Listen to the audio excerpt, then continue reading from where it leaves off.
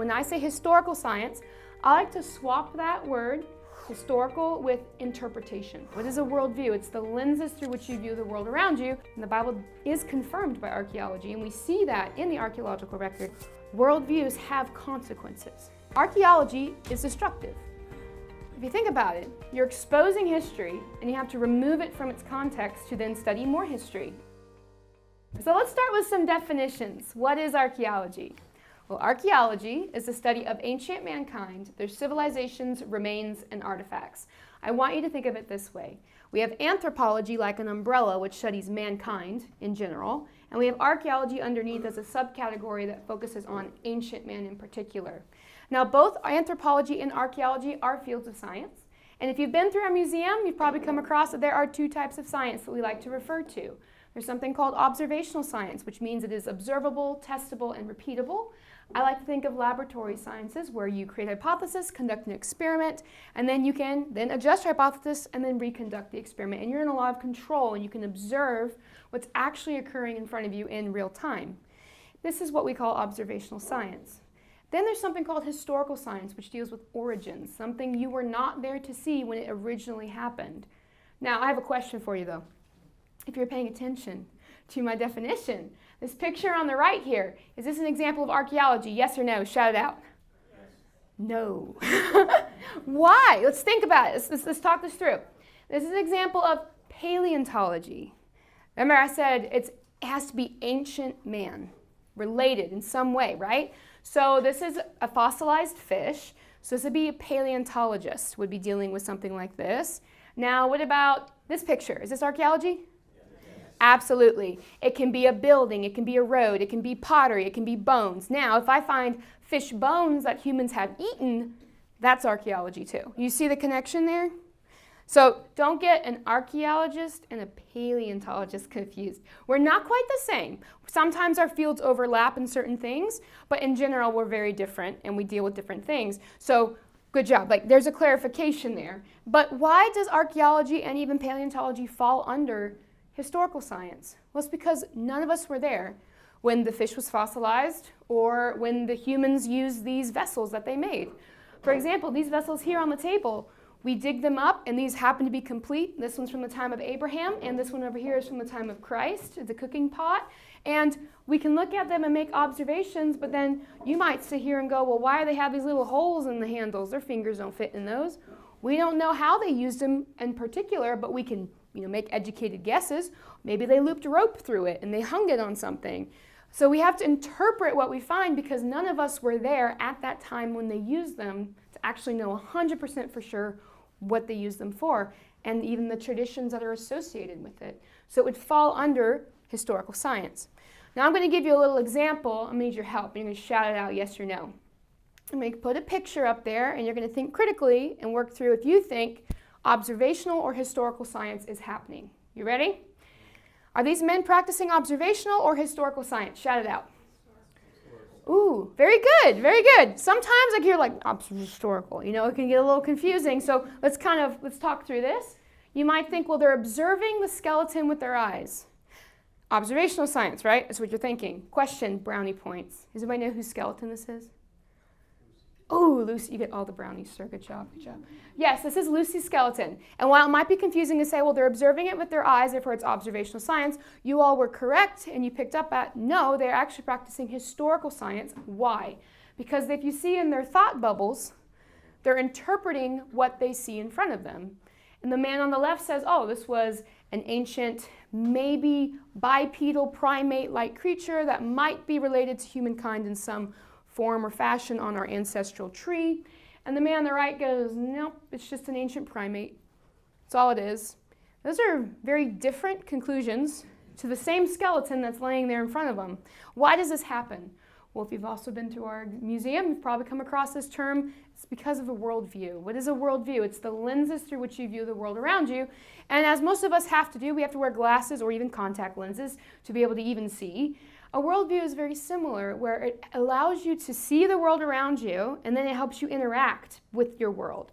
And just so you know, worldviews have consequences. If you think about your glasses, if you don't wear your glasses or you have the wrong prescription on, you will bump into things and you will not be able to read your text messages and probably respond poorly, right?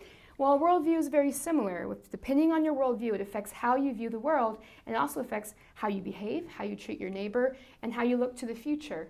And there are two forms of worldview that we generally assign. One is based on man's word, and in particular dealing with humankind. This means you believe the world evolved over random chance processes, over naturalistic means, and that we evolved from some ape-like creature ancestor along the way. And if you believe that we are nothing more than animals, and there's nothing special, in that there are different races and there are different groups, then you will treat people differently, and you will believe in race, and then it will have consequences for how you live out your life and how you treat your neighbor. And we've seen this played out in history, and we'll touch on that more later on. But if you believe in God's word, and it is your foundation and your worldview, you know that you are made fearfully and wonderfully in the image of God, with innate value and worth, and that also changes how you treat your neighbor, or should, and how you live out your future as well. I'm going to give you another example here. We're going to practice critical thinking again. So remember how I said you have historical and observational science. Well, when I say historical science, I like to swap that word, historical, with interpretation. Does everybody see why I'd swap that out? So I'm going to put up a picture, and we're going to sort through fact and interpretation. You ready? Here we have the skull of Paranthropus robustus. Para means beside or near, and anthropos means man. So can somebody shout out, what do we know about this skull, this picture? What is the fact? Just shout it out. Someone said before, just to help along, it was my favorite observation anyone's ever made, it's dead. And I go, yes! Sometimes the obvious is easy to miss. Okay, so it's dead. Anything else? It's old, maybe, yeah? Really big jaw. It has a big jaw. It's partial, pieces missing, it's broken, it has teeth, it had eyes at some point, probably had some sort of snoot or nose going on, right? Well, the skull itself is the fact. We have it, we can see it, we can study it, we can measure the cranial capacity for the brain volume of the skull, of the actual brain case. We can look at maybe the enamel of the teeth and see maybe the wear patterns and help us determine maybe what it ate when it was alive.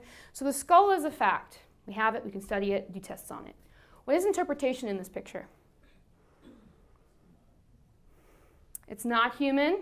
Very good. The name, beside or near man.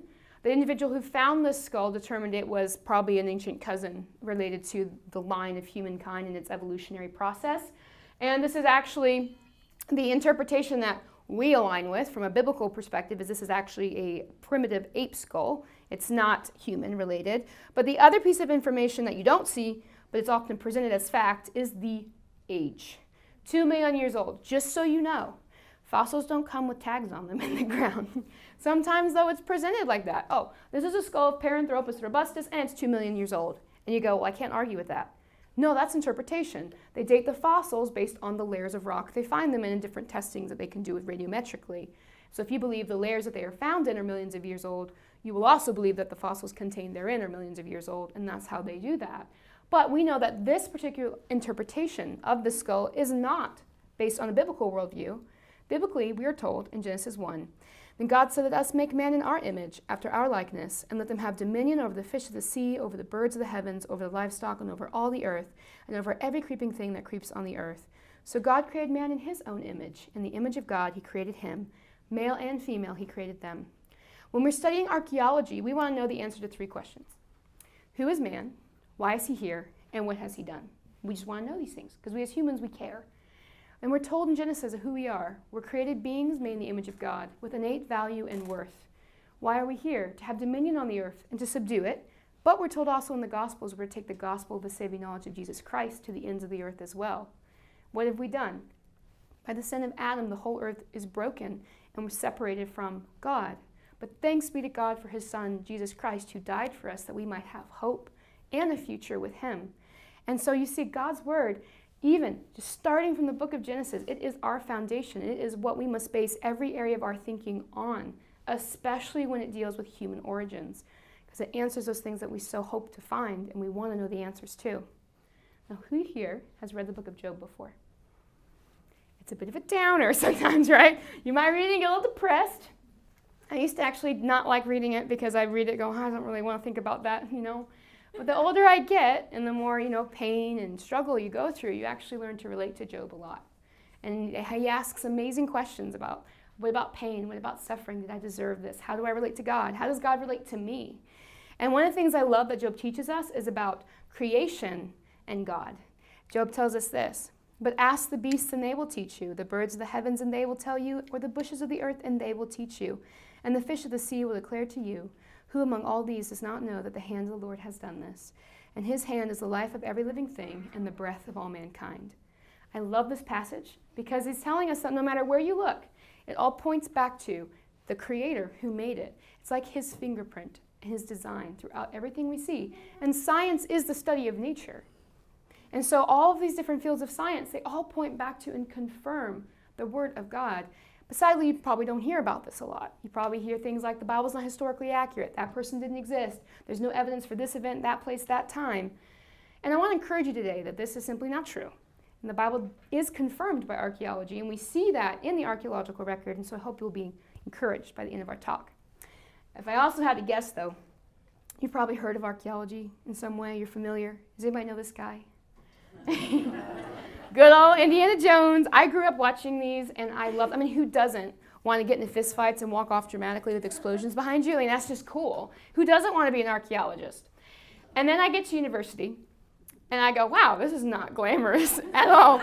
And archaeology is hard work, and you're oftentimes just moving dirt and stones. You're not even finding amazing things. And it's a lot of, note-keeping, attention to detail, and all these things. And all my professors in university, they despised Indiana Jones. And I was like, but they knew who he was, just as a side mention. And I said, why? Why do you have this problem with Indiana Jones? They go, because he's not an archaeologist. I go, what do you mean? He's a doctor of archaeology. And I said, he's never done archaeology in any of those films. He's a treasure hunter. And I go, the line is very fine between those things. I'm just saying, you walk very carefully. And while they are correct, we don't want to get our archaeological method from Indiana. After all, we don't want to remove idols and cause whole complexes to collapse. This is not good method. We can learn some things from these films. For example, archaeology is destructive. If you think about it, you're exposing history, and you have to remove it from its context to then study more history, and you get further down in the archaeological record. And if you don't have proper method and training and note-keeping, that can be lost for future generations forever, and that has happened, where we've lost it, and now our children will never know what we found. And so it's very important that you're properly trained, and I think this is one thing we might be able to take away from these movies. Something else that I think we can take away from these films is the play and the conflict between worldview. Does anybody know this scene? This is my favorite fight scene, by the way, just so you know. Indiana is in constant conflict with the Nazi Germans in these movies because the Nazi Germans want to control and utilize the artifacts and the magical powers they think they have for their own regime and their own propaganda. And Indiana's trying not to let that happen.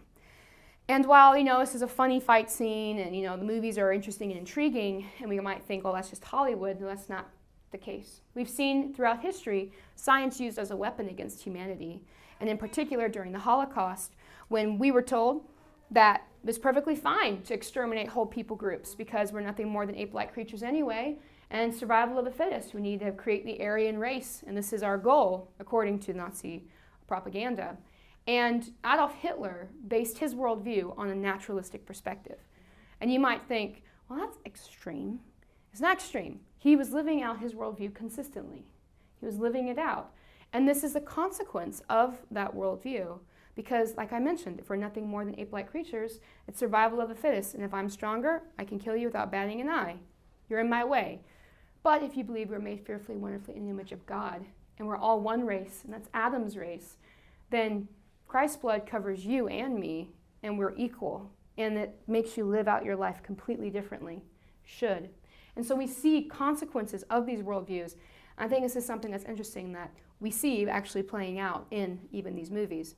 Has anybody ever heard any of these terms that are naturalistically based in archaeology? Has anybody ever heard of these?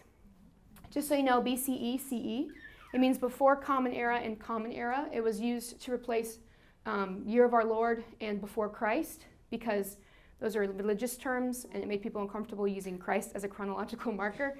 Even though he's the most significant individual to ever walk the face of the earth, they wanted to remove him from that, so they used BCE and CE. And just to be clear, I often have to use these terms because archaeologists will not know what I'm talking about, especially secular ones, if I just say, make up my own. So you have to use what you have, but something that I do is I define my terms. And I say, this is what I mean. When I say the word caveman, I don't mean an ape man that lived in a cave. I mean a man who lived in a cave. You see, when you read these words or you're speaking with someone and they use any of these terms, ask them what they mean. What do you mean by caveman? What do you mean prehistoric? Is that when you mean like when men were evolving into apes, or is that just before the creation of writing? You see, there's a difference. You have to actually define your terms. So how do we create these terms? How do we get things like Bronze Age, Stone Age, Iron Age? What does that even mean? Well, let's talk about cake. I love cake. Anybody here like cake? Chocolate? Very good. So in this picture here, we have what we call strata, or stratigraphy, and that just means layers. So when you're going to make a cake to eat, you're going to put the first layer of cake down, then some icing, then another layer, so on. Then you're going to cut a slice and pull it out, and you see all these beautiful layers you've made. Those are called strata. And if you think about this, the lowest layer is the one you put down first, right? That's the oldest layer. The newest layer is on top. So when we're looking at these geological layers, or these earthen layers here, the oldest ones are on the bottom. That's how we do it. And these are what we would call flood layers. And that means they were laid down in the flood of Noah's day. And we read about this flood in Genesis chapter 7, where all flesh died that moved on the earth, birds, livestock, beasts, all swarming creatures that swarm the earth, and all mankind. They all died. And this is where you're going to get most of your paleontology and geology here. That was laid down in the flood. Just so you are aware, we cannot get into the discussion today about how they date these layers, how they date fossils, but what you need to know is in the secular world, in secular archaeology, human history starts here. They do not consider this human history because we're not human yet. Okay, everybody see that? This is all the evolutionary process, and then humans start appearing in history here. So according to the naturalistic perspective, archaeological layers begin here, and then we start getting terms like this that pop up. Has anybody ever heard of these? Yes. Well, as archaeologists were digging down in these layers, and these are just those layers blown up to show the ages, the dates associated. These are secular timeline. This is what you'd find in most textbooks. As archaeologists were digging down in these strata, they said, oh, there's a lot of iron tools. Okay, there's less iron, but now there's more bronze. Okay, less bronze, but now there's more stone and bone tools. If we take these layers and we turn it into a timeline, their interpretation is, as mankind evolved, so did his technology. And while we would agree that mankind does change in how we live with technology, I mean, who here remembers what cell phones were like 30 years ago, or computers that filled whole rooms and now fit in your pocket, right? We don't disagree. Technology does develop. It would be silly not to agree with that. And we also agree that civilization and culture and tradition change with technology that does develop. It changes how we spend time with family, the different traditions we do in our household, how we cook meals, all these different things that technology changes. And so while we do agree that yes, technology changes and human culture does with it, we do not agree that we were ape men that came across it and then became more human along the way. This is a difference of seeing who's using the technology at that time. And so often we would say, no, that was a human, perfectly normal human that was using that tool, not an ape man, not this gentleman that you see on the picture here. We're also told that you see here we have these beautiful little boxes on the side, right? Stone Age, Bronze Age, Iron Age, very neat and tidy. And science in general, we like our boxes. Don't mess with my box. Everything fits perfectly in my box. And then we're told things like this in the Bible. Zillah also bore Tubal-Cain, and he was the forger of all instruments of bronze and iron. Just so you know, Tubal-Cain lives 7 generations from Adam, not that long after Adam was created, and he's before the flood, and we're told that he used bronze and iron. So what does this mean? We have Bronze Age, Iron Age. How do we understand this from a biblical perspective? Because biblically, that does not agree with what archaeologists have assigned different periods. And that could be a little discouraging. What does that mean? Well, what we find are these things called anomalies, which don't quite fit where we want them to in archaeology, and they're my favorite because they remind us we don't know everything. And I love it. So let's look at some of these. If you see on the left, the Iron Age is said to begin around 1,200 years before Christ. Everybody see that on the left? And then what do we find? these iron beads that pop up in Er Gerzeh and Lower Egypt, and they date to 3,500 years before Christ. You just heard a lot of numbers. Let me point this out. So, 1,200, 3,500. They found these beads that date to the beginning of the Bronze Age, and they're made of iron. That doesn't make sense. Why would they find that? That doesn't connect archaeologically with what we know.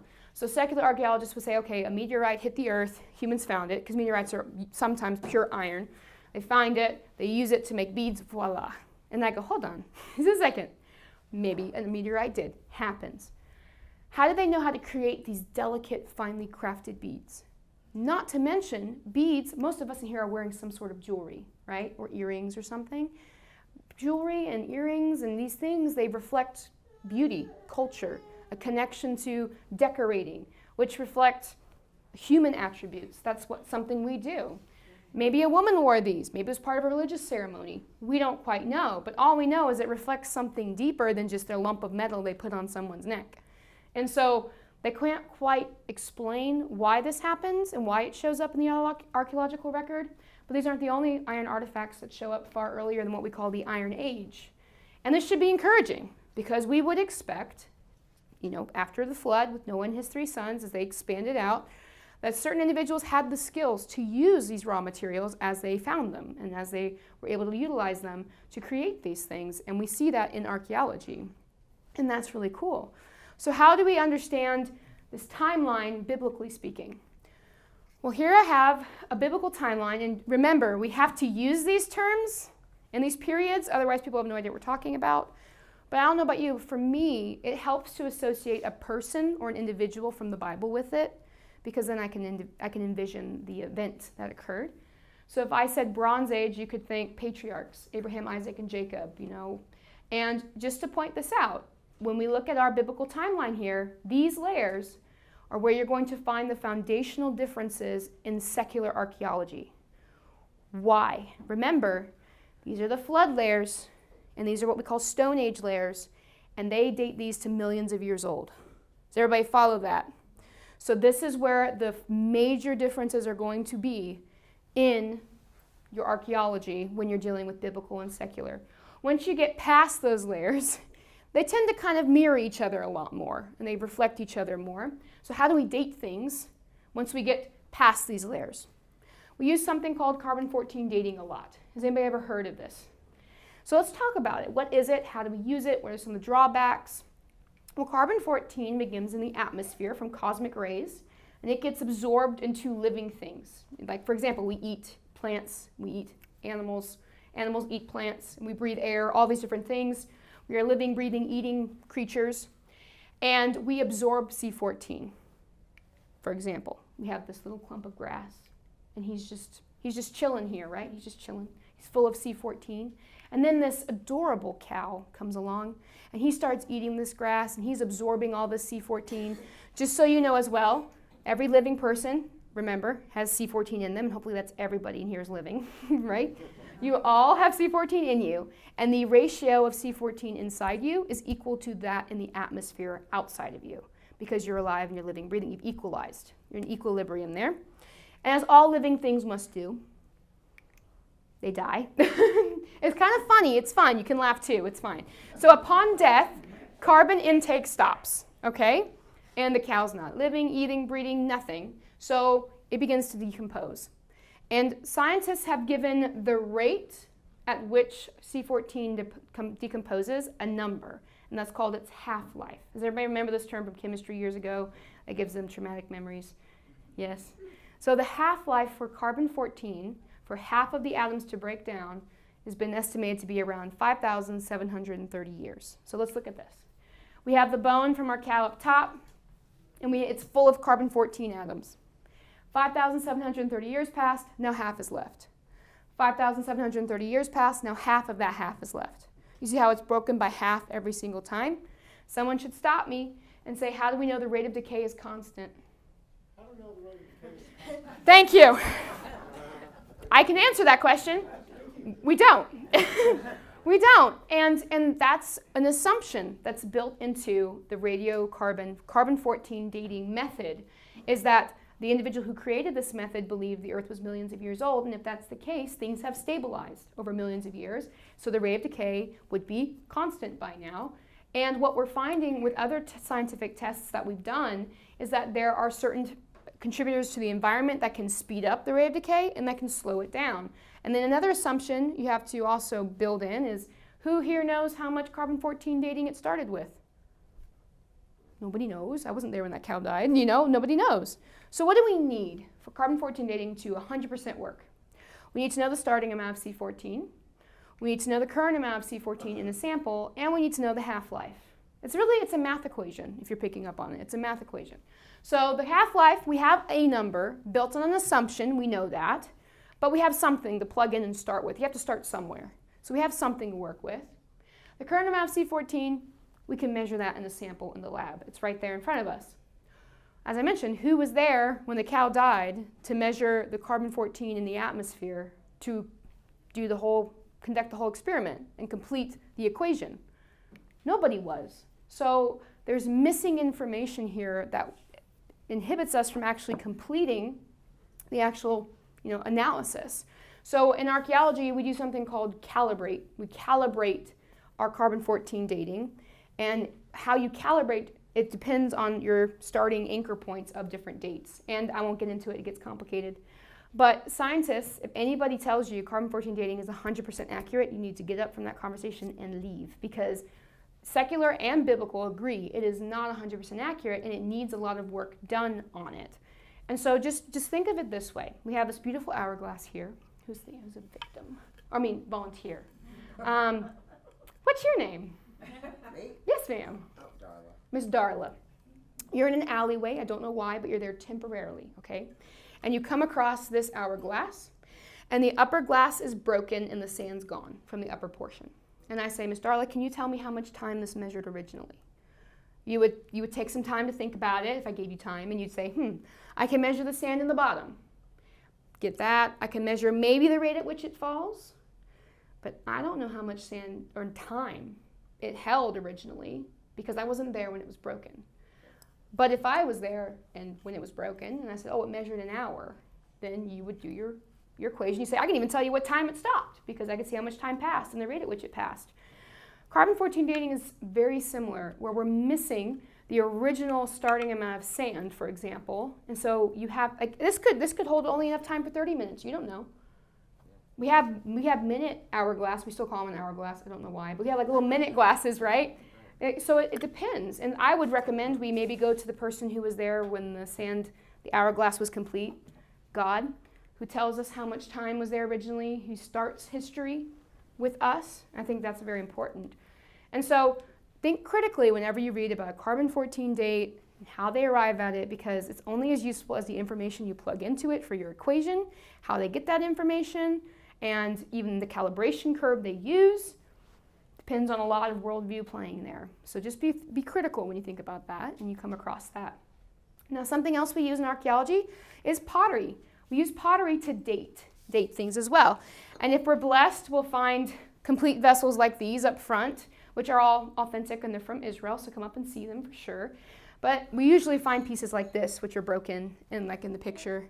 And just so you're aware, they're often small. This is a nice large storage jar handle. They're often that big, and you have to wash every single piece when you're in the field. And you end up not wanting to find pottery anymore.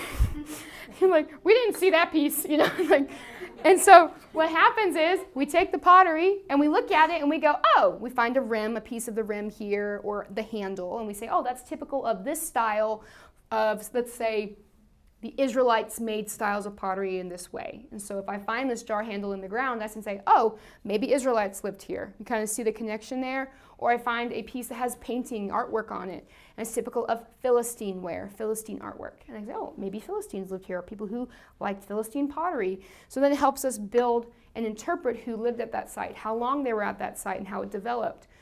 And if you're blessed like I was to get my first complete vessel on my first dig, this is pretty cool. My square partner who was digging with me, who's a classmate, he looks over and he goes, I've been digging for 7 years,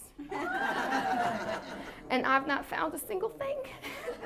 And the first thing you find in my first square I think it was like the second day.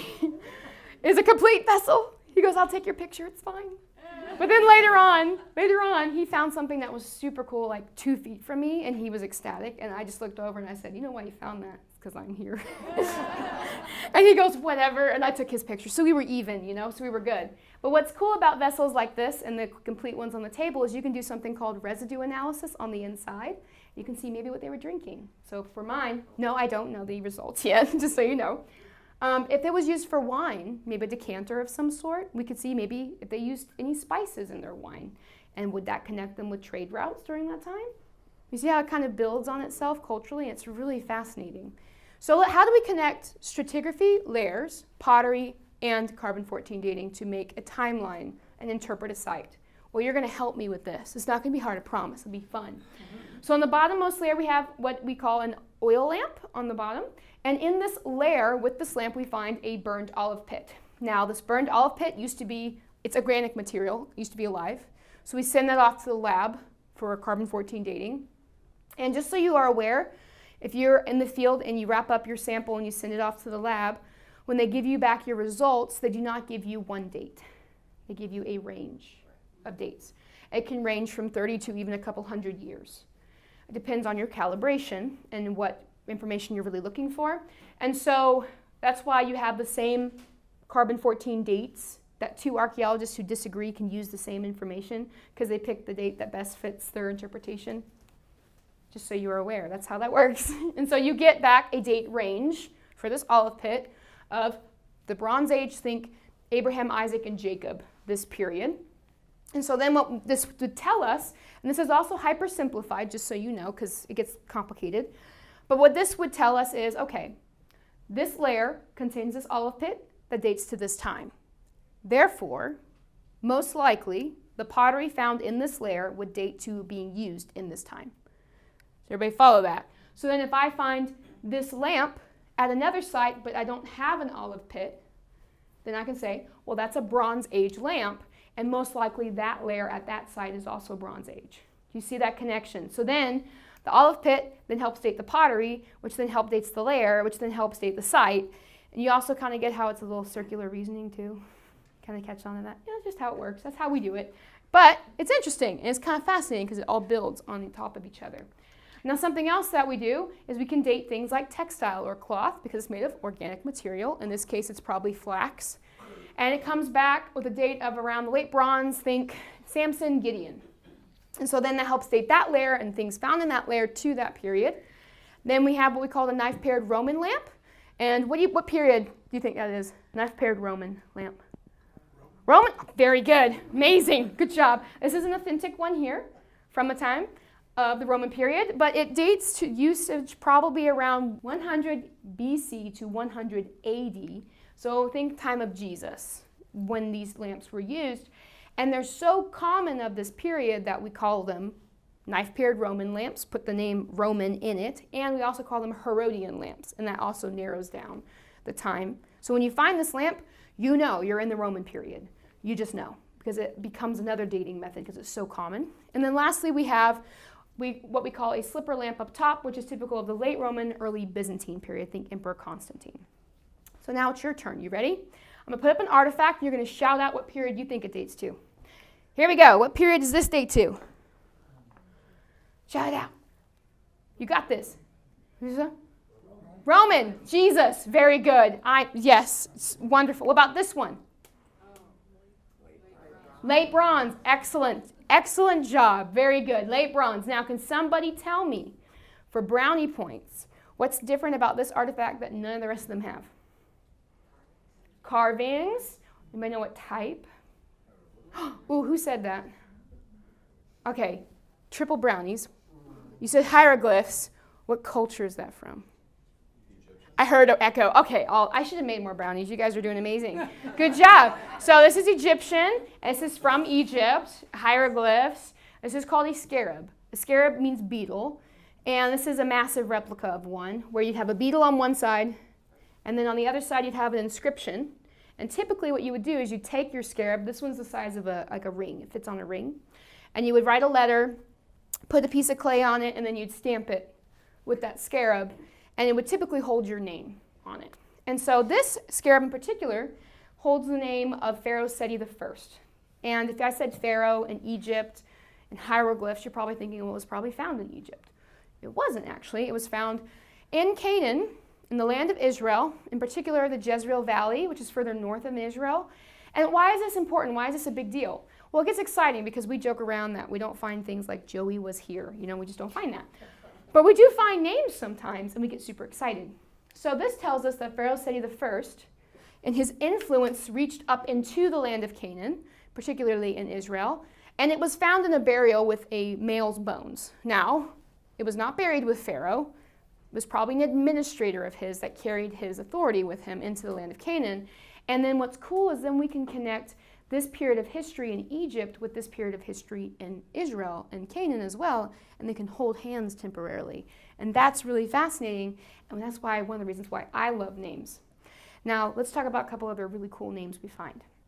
We're now going to move to the northernmost point of the modern state of Israel. It's called a site, Tel Dan is what it's called. And in this site, they find what we call an Israelite gate complex right here.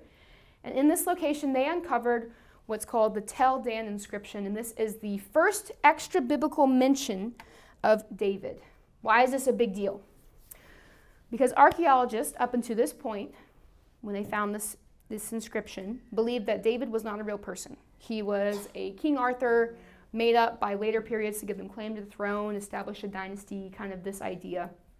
And then they find this inscription, which is written in ancient Aramaic, and it dates to the 9th century. And it mentions two kings. It mentions a king Joram, and it mentions a king named Ahaziah. Now we read about these two kings by name in the book of 2 Kings chapter 8, and they're at war with the king of Aram Damascus, called Hazael, who lives up north from them. And he's a real pain in their side. And what we find is that both of these kings, actually, Joram and Ahaziah, get overthrown by someone from the inside, not actually by Hazael. But what's fascinating is that we believe King Hazael, commissioned this inscription. And what's fascinating is that he takes credit for killing these two kings. Kings take credit for things they don't do all the time, just so you know. But what's cool is he mentions that I killed Joram. And then he says, and I killed Ahaziah, who's king of the house of David. And then I go, wow, why would a foreign king mention the dynasty of a man who didn't exist? And he's only 100 years after him. It's not that long. After all, this man wants to take credit for destroying this dynasty. It's a big deal to him. Well, it's ironic as in taking credit for destroying something which he actually didn't do. He actually preserved it for all of us in the future. I found that kind of ironic. And so now archaeologists say, okay, David was a real person, but he wasn't as big a deal as we think he is. Question, just so you can think through this. If David wasn't real, who's Jesus? He's from the line of David. So there are a lot of Christians when archaeologists are saying David wasn't real, I'm just like, it doesn't really affect me. I don't have to care about it because you can believe he wasn't real. It doesn't really matter to me. Yes, it does, because he is the forebearer of Jesus Christ. It comes through his line, his lineage. So it's important that you do know about these questions and accusations about the biblical text, then you can confront them with the truth. Because we knew about David before they ever found him in archaeology because the Bible mentioned him first. And we're finding that oftentimes archaeology is catching up with the Bible, not the reverse. So let's look at something else, which is quite fascinating. We're going to move now to the Central Hill Country, to a site called, which you're probably very familiar with, it's called Jerusalem. It's kind of a big deal. And in Jerusalem, where I did my studies, there's an area called the Gavadi parking lot, which was a parking lot they dug underneath in this location. And they uncovered multiple administrative buildings. So here's a picture of the site. It's like a state park now, and they have it all roped off like this. You can walk around the perimeter. And what they found in one of these buildings was a couple bullae. Now, what are bullae? Well, a bulla is a clay seal impression. Remember, you have your scarab. It leaves an impression on something. That something is the clay seal on the top. And so they found oftentimes only the clay seal is preserved because it's made of clay and it hardens into like a pottery almost. And so one of these seals that they found reads, L'Natan Melech Avodah Melech, to Nathan Melech, servant of the king. Who here, when they read biblical names, kind of glaze over, or genealogies, and you go, who'd name their kid that? I don't know why. Well, let me remind you, they are hard and they can get confusing, but God wouldn't have preserved it if it wasn't for a purpose. and it's there for us. So what do we find? What was happening in Jerusalem during the 7th century, which this bulla dates to, in this location, and who's this Nathan Melech guy? Well, we read about this man in 2 Kings 23 because we read that King Josiah was reigning during this time, and he was enacting religious reform, and he was tearing down the horses the kings of Judah had dedicated to the sun at the entrance to the house of the Lord by the chamber of Nathan Melech the chamberlain, who would be living in this location during this time for these events. So archaeologists say, okay, the name is similar and it preserves the fact that this name was used during that time. And they are correct. We cannot jump to the conclusion and say this is the exact same person because we just can't do that. But I would say that it is logical to follow if this person's name was used during this time and we didn't even know that until recently from the bulla, the Bible preserved that originally. That probably means the Bible was written by an eyewitness who lived during that time and knew these names were being used in this location at that time. Okay? So would that not lead you to believe that this person lived in this place during that time for these events? Probably. So let's look at another site. Now we're going to move to what we call the House of Boule. What do you think they found there? A lot of boule, over 51 of these things. And let's look at a couple other two major players in the account of Josiah the king, who's my favorite king, by the way. So Josiah sends Hilkiah the high priest to the temple to clean it out and restore it back to worship the one true God. And while Hilkiah is there, he finds the lost book of the law and gives it to Shaphan the secretary, who takes it to the king and reads it, and the story progresses from there. Now, what's fascinating is most biblical scholars and archaeologists will claim the Pentateuch, or the first 5 books of Moses, were not written until the time of Josiah or shortly after him. Think critically here. How can you have a lost book of the law unless it's written earlier? It has to be written earlier before it can be lost, right? So the Bible does not agree with how itself was recorded in its own testimony. So we need to look at that critically. So if archaeologists and biblical scholars are claiming that, the Bible itself does not agree with that. So let's see what we find. We read about this Hilkiah, the high priest, and he has a son named Azariah. Read about this in 1 Chronicles. Chronologies and genealogies are important. What do we find? The Azariahu ben Hilkiahu, belonging to Azariah, the son of Hilkiah, found in the location of the Temple Mount, where administrative center was, dated to this period, records these 2 names. Archaeologists say, can't be the same person, we can't make that statement, but the names are common during this time. And I go, okay, all right, but the Bible mentioned that first. Isn't that interesting? And then we read about Shaphan the secretary, and we read that Shaphan has a son named Gemariah. We read about him in Jeremiah 36. What do we find? The Gemariahu ben Shaphan, belonging to Gemariah, the son of Shaphan. Now this is the first one. The secular and biblical archaeologists say it's the same person because the name, that particular name, isn't as common. And so they say this has to be the same person that's mentioned. And I go, yes, success, we agree. How fascinating is that? And you go, well, why does this matter? We have the names of these people recorded in this place during this time for the events that are all mentioned in the Bible. Someone there, an eyewitness, knew this, saw this, and wrote it down. So let's look at something else. We're now going to move over to the western valleys called the Hinnom Valley. Has anybody heard of Gehinnom or Gehenna? That's typically a term in the New Testament. It's used for hell or Hades, this kind of idea. And the reason why is it's a term that's made up after the name of this valley, because this is where the Israelites would burn their children to Molech, in this valley. And so they have a lot of tombs here. And these tombs in particular are dated to the time of David, Solomon. And if you see on the left, they have these little gingerbread cutouts shapes. That's where you'd lay the head of your loved one and their body would extend out. And then you would come back in a year or two. This is all in a cave-like process that's sealed up. And you would just have their bones left. And if you see my buddy Charles sitting here in his yellow shirt, you'd take their bones and you'd put them in this little alcove underneath to rest with their fathers. And that's where they would rest for all of eternity. And you would literally be mingled together with your forebears' bones. And in this alcove, which is about 8 to 9 feet deep, they uncovered one of the most amazing discoveries ever found. And they're called the Ketef Hinnom Scrolls, and they are the oldest quotation of biblical text ever found. And they date to the 7th, early 6th century, and they predate the Dead Sea Scrolls by 500 years. They're older than the Dead Sea Scrolls. This is really cool. They are written on silver, and they were rolled up. I do not want the job of unrolling these things, but somebody had that job. And they're fascinating because they are quotations of a passage from the book of Deuteronomy and a passage from the book of Numbers. 2 of the 5 books of Moses. That's interesting. So they would have been inscribed probably during the time of Josiah or shortly after him. And what I want to pose to you is this question. They had to get this inscription. They had to copy these from something. They got this written inscription, this written tradition from somewhere. So where'd they get it from? Maybe the lost book of the law that the Bible records?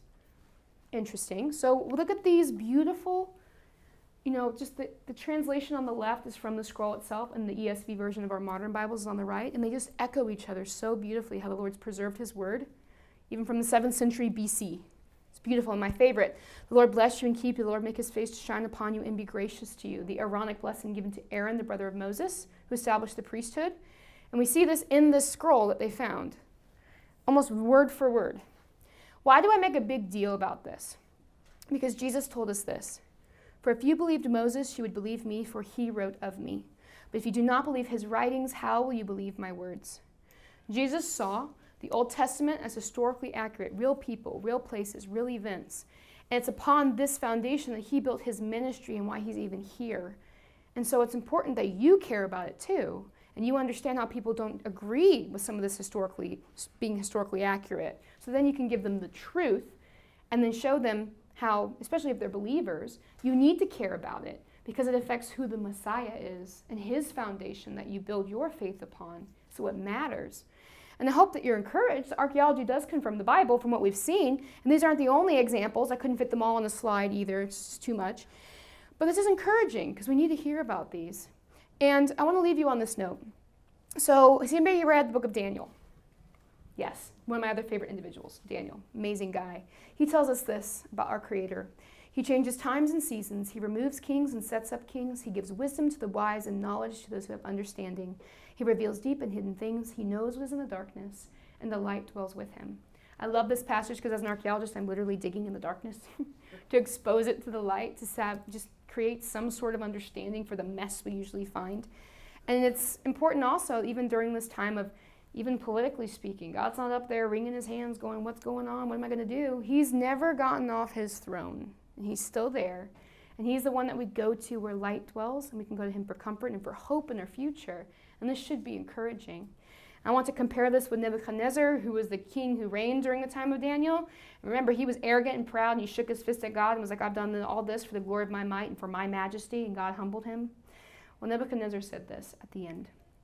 No, I, Nebuchadnezzar, praise and extol and honor the King of heaven, for all his works are right and his ways are just, and those who walk in pride he is able to humble. I use this as a reminder for me, because it's easy to take all this information and want to beat someone across the head with it, right? And say, why don't you get it? All this is true. But just remember that it's easy to become prideful and say, I know all the answers. We don't have all the answers, but the answers we do have are found in God's word. And you point them to God's word through his love and his Savior, Jesus Christ, that he gave us. And you use that as your example. And then everything else just builds on top of it. So let's go to the one with whom light dwells first, because he sheds light on those deep and dark and hidden things. And I hope you're encouraged. Archaeology does confirm the Bible.